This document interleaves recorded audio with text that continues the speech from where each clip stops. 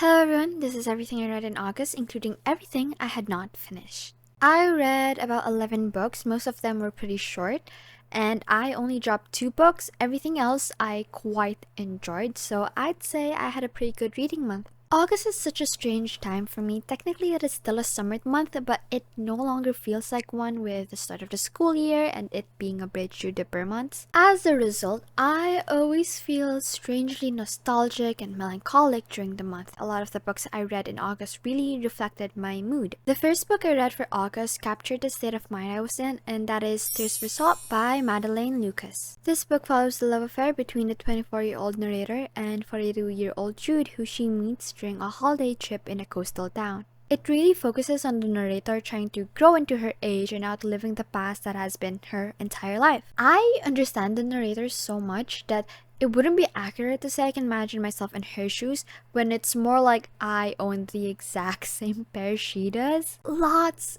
and lots of parental issues, both mommy and daddy ones, and not like in the extreme sense of, oh, they beat me, or like, oh, they called me trash and like dumped me in a garbage can. Like, not that kind of daddy issues, but more like the smaller crimes of abandonment and loneliness. Her relationship with her parents ends up affecting and influencing all the other aspects of her life, especially her relationship with Jude. This kind of story has been told a lot already, but what I really enjoyed about Tears for Salt is its summer imagery. It had me craving to go to the beach and repeat past mistakes.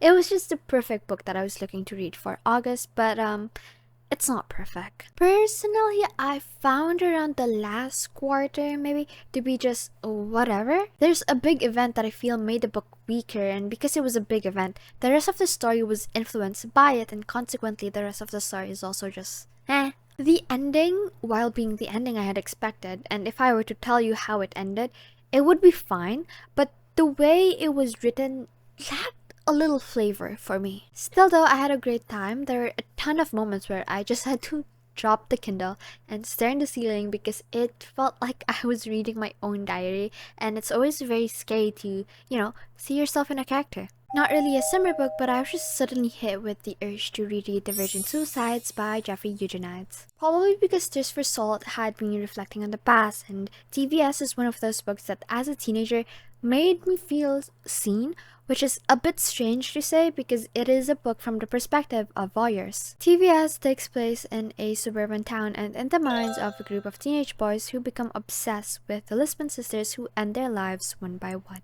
The narrator is a grown-up version of one of the boys, and he's recalling his memories with the Lisbon girls and the mystery that they were to the boys and how years later they continue to haunt them. To me, TVS is one of those books where you immediately get it or you never do. You like it or you think it's pure bullshit. When I was younger and I read this book, even though the boys could not comprehend the Lisbon girls, I still felt a very strong affinity towards them. We barely hear them talk, we barely learn their thoughts, but as a teenage girl, I was familiar with a lot of what was going on and how the boys acted around these girls that even without ever explaining the Lisbon girls, I just understood them. I am now in my 20s. I have settled a lot of past scores, and so I honestly did not have the same enjoyment as when I first read this. If I read it for the first time at my current age, I'm not entirely sure if I would have enjoyed this. Would it be an exaggeration if I said that this is probably the most popular summertime sadness book? I am of course talking about The Great Gatsby by F. Scott Fitzgerald. I believe my first read of this is during high school as an assigned reading, but I'm not really sure. For those unaware of the great American novel, The Great Gatsby is told by Nick Carraway, who moves to the West Egg on Long Island and becomes neighbors with the mysterious and affluent Gatsby. No one knows where he came from, no one knows why he's so rich, a lot don't even know what he looks like, but what everyone knows is that Gatsby throws amazing parties where everyone is invited. Guys, he literally wrote Party for You by Charlie XCX. I fear for my life when I say this, but I was not feeling this book until I got around, I want to say, the last 2 or 4 chapters. I was just kind of floating as I read. Also, I have an important question. Is Nick Carraway bisexual? Let's discuss this, because what was going on with Mr. McKee? When I read that scene, I immediately thought, oh, so he's gay, okay. I did not think this was a matter of debate, but turns out a lot of people interpreted that scene differently. Side note, I was on this site where I usually buy my books, and I found what was basically a published fanfic of Gatsby and Nick. It's called Self-Made Boys by Anna Marie McLemore. I have not read it, so don't take this as a stamp of recommendation, and I'm not really interested in reading it. Doesn't really seem like my kind of thing, but I am putting it out there in case anyone's interested, since, you know, we are discussing Nick's sexuality. A Letter to the Luminous Deep by Sylvia Cathrall. I hope I'm pronouncing that right. This is my first DNF of the month. This is an epistolary story where the two characters, E and Henry, dies, and their siblings start to send each other letters in order to share their grief by exchanging the letters E and Henry sent to one another. I love when a love story is not about the narrators. I love stories that are someone else's story. But I was just kind of bored reading this. It's not even the epistolary format that I had a problem with, because I love epistolaries. In fact, I thought I would be able to finish this within a day because of how easily epistolaries come to me. But no, I was just getting really bored. I think it's because of how the letters were being unraveled that, you know, I kind of thought was lame. And how the letters were written didn't feel very intriguing either. I will say though, I dropped this really early into the book, so it was quite necessary for the author to introduce the world we're in, because this is a fantasy book. There is an underwater city and stuff like that. So I get it, you know, I get that the author probably had to get all of the world building, the basic world building out of the way before we get something really good. So I might continue this some other time, because I am still curious on what was going on with E and Henry, but I'm in no rush. My second DNF is 26 Kisses by Michel. This was going to be my token corny high school romance for the month, but I didn't even finish the first chapter before dropping it. The story is that Veda, our main character, gets dumped and gets inspired to kiss 26 guys, one guy for every letter in the alphabet. I dropped this because of a review in Goodreads that had spoilers, and the spoilers basically listed everything that I didn't like with romance books, so I just didn't want to waste my time. Like, I just could not. It was too many strikes. But it's okay, because the book I tried after 26 Kisses was amazing. If you've noticed, I don't really like giving star ratings because for me, two books could both be 3 stars, but the other is better by 1,000,000 times, and I don't want people to think that I view them in the same level. But this book is easily a 5-star. I can happily and confidently give that rating. It's also quite short, like you can finish it around 3 hours if you really sit down and lock in. I'm talking about Swimming in the Dark by tomasz Jedrowski. I think I got that right. Swimming in the Dark tells the tale of a Polish gay couple during the Cold War who are politically on opposite sides. One of them dreams of freedom and escape, while the other has a more pragmatic view on life and how to go about with obtaining little freedoms in Poland. It's just so good and tender and heartbreaking, but not in the way that will have you struggle to breathe because you're crying so much, but heartbreaking in that you will just randomly feel a tear go down your cheek and then you just feel hollow for the rest of the day and stuck on the what ifs. I read the ending while I was getting my nails done and I just started sniffling and crying and my nail artist got really concerned. It's so good! I have not read Giovanni's Room by James Baldwin before this book, and I would recommend that you read that first because it is heavily referenced in this one. It is fine either way. You don't have to read Giovanni's Room first because I also have not read Giovanni's Room yet. But I think it gives more context on the characters and a deeper understanding on what this book means to them. I wanted to read Giovanni's Room after this, but there was complications with the library and I wanted to borrow it from the library, so I will have to wait another month for that one. This book has to be like the fastest I've ever ordered a physical copy after reading it on Kindle. It's that good. The prose is so simple but so effective. I was so quietly devastated by the end. The next book that I read is... oh shit, I didn't bring it here. Okay, hold on. I cannot believe I forgot to include this in the stack, but White Nights by Fyodor Dostoyevsky. Such a short book, but it took me so long to finish this. I think I started this on May, bought it months before that, and I only finished it in August. When I first bought this, no bookstore around me had it, but now there's like a whole row just for this specific book. Did something happen to make this book blow up, or is Book just like fucking with me? This synopsis is from Goodreads. Set in St. Petersburg, it is the story of a young man fighting his inner restlessness. A light and tender narrative, it delves into the torment and guilt of unrequited love. I love this book, but I don't think I love it the way most people love it. I love this book because it is genuinely so fucking funny. Like, I was crying, laughing, reading this book. That is not to say I don't think it's good. I'm not mocking it. It's written so good. He is always so incredible when it comes to writing on the human heart. But this book is just really funny. The characters are so emotionally swayed, it's amusing. I can't say why they're funny without giving spoilers, but it's just they are so animated, and the things that they do and how they feel about the world, it's just such a fun read. Oh my gosh, I just realized I was holding it the other way around. I'm so sorry. I also see a lot of people recommend this for anyone who is just getting into classics, but I don't know if I would recommend this to anyone getting into classics. I would recommend this as like maybe your third read, your fourth read, if you just started, getting into them.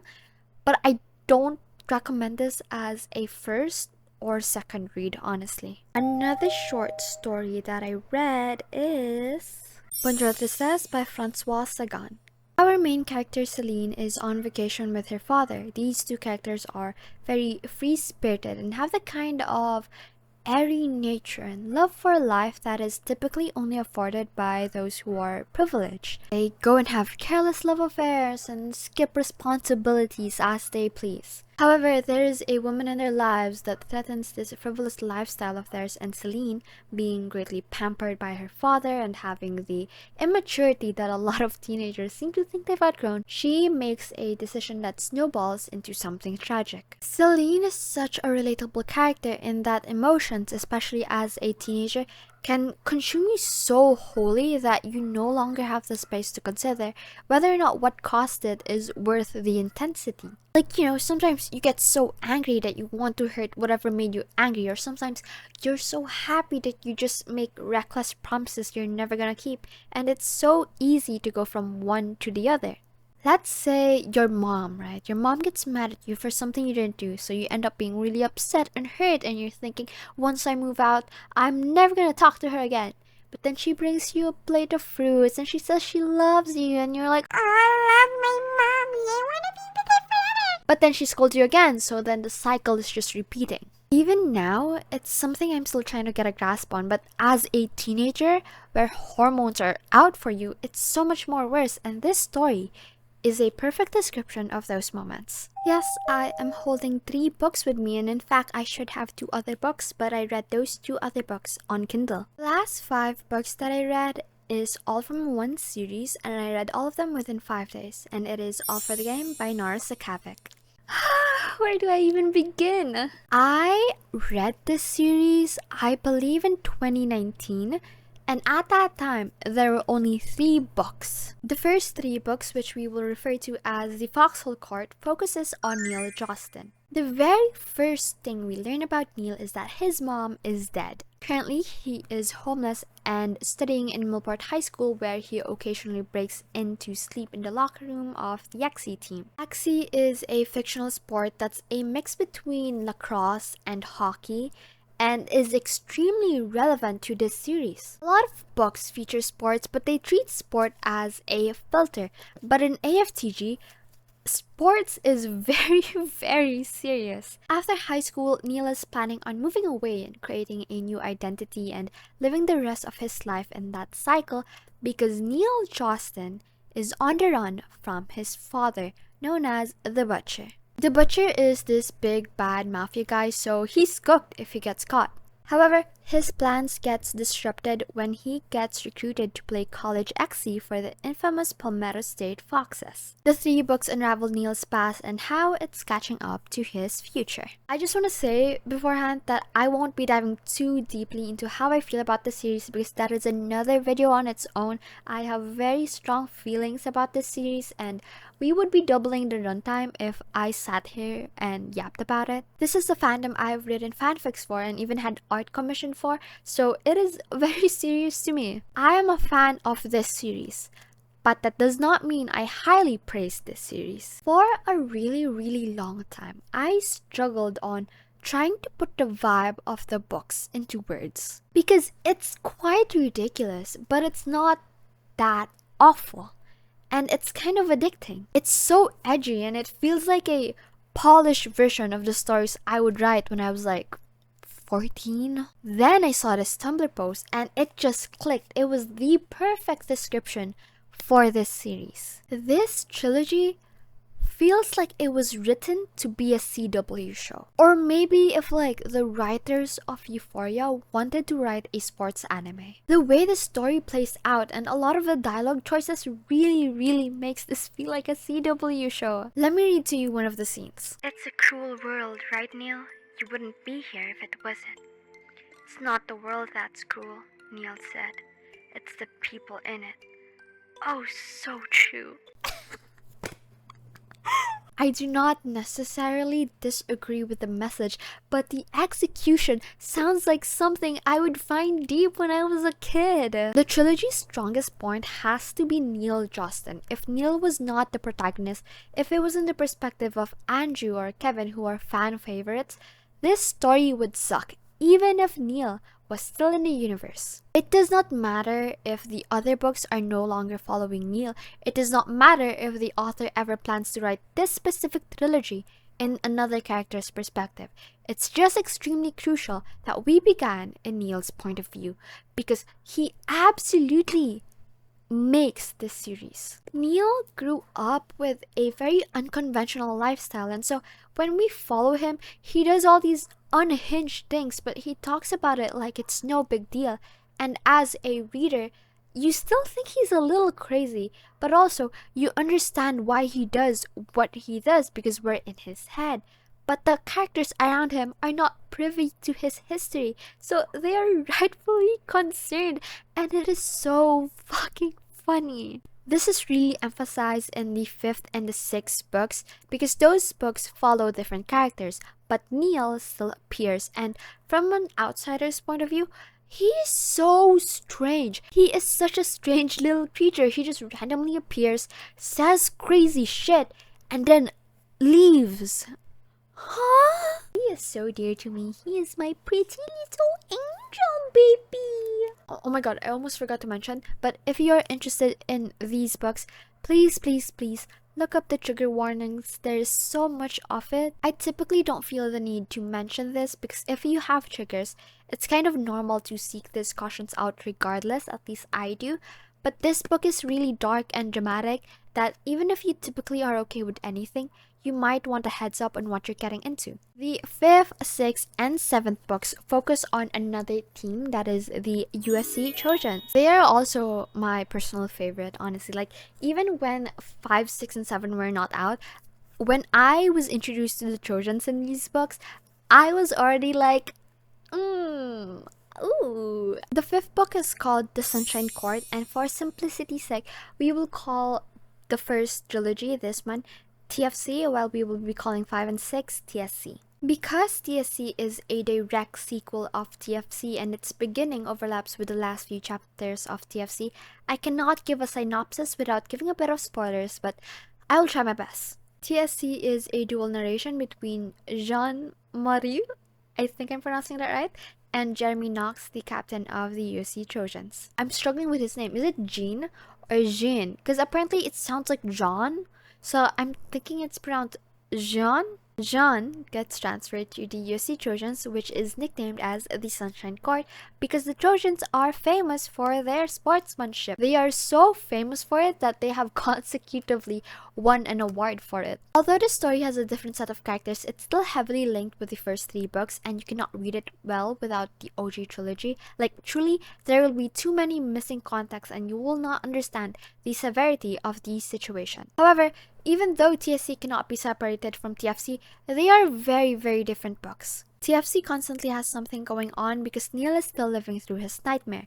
TSC, on the other hand, is a journey on healing, so you might think it is slow at times, especially if you just finished TFC. The worst is over and now we're dealing with the aftermath, but sometimes the aftermath can be just as bad. Again, please look up trigger warnings. I can usually stomach a lot because I am a huge fan of horror and explorations of dark themes and other such degeneracy, but I personally had to skip a lot of scenes both in TFC and TSC because it was a little it was hitting too close to home for me. To be honest, I didn't really like the fifth book to the point that I thought about dropping it a lot, like so many times.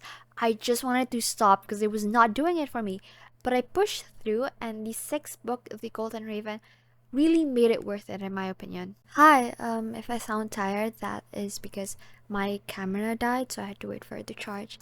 And it is now 11 p.m. So, kind of sleepy now. But I am almost done, so bear with me. Where was I? Oh, yes. TFC is more interesting, but TSC is the better story. It's better written, the flow is so much more smoother, and the dialogue has improved. It is, of course, still quite corny and edgy, but that is part of the charm of the series. Until the seventh book, which is going to be titled The Broken Cage, is released, I can't really say which one is my favorite between both of the trilogies because endings can really make or break a story, and respectfully, I do not have any faith in Nora. I will either hate The Broken Cage or love it. There is no middle ground. I do think I will enjoy Broken Cage just because I've been really enjoying the development between Jeremy and Jean, and also John's journey. I don't even know how I'm pronouncing his name anymore, but yes, his journey has been very fun to watch, and it's just my heart. But Nora tends to really like abusing her characters. So I don't know. I don't really have the highest expectations for The Broken Cage in making me happy. But we'll see. We'll see. Even comparing the romances between TSC and TFC is difficult. And yes, there is important gay romances in both trilogies. They both are very, very good, and is probably why the series is popular in the first place. If you like the Grump X Sunshine trope, you'll probably like the romance in TSC more, but if you want a couple that really matches each other's freak, then you will enjoy the TFC trilogy more. My favorite characters are Neil and Jeremy. Nora, I swear to God, I am gonna tweak so hard if Jeremy does not get a fairy tale happy ending in TBC. Oh my gosh, I actually finished this wrap up. My throat is dying and I'm so sleepy. I am also filming this in the second week of September, and I would consider it a win if I can upload this video before the month ends. I am gonna go drink water and then I'm gonna go to sleep. Bye bye.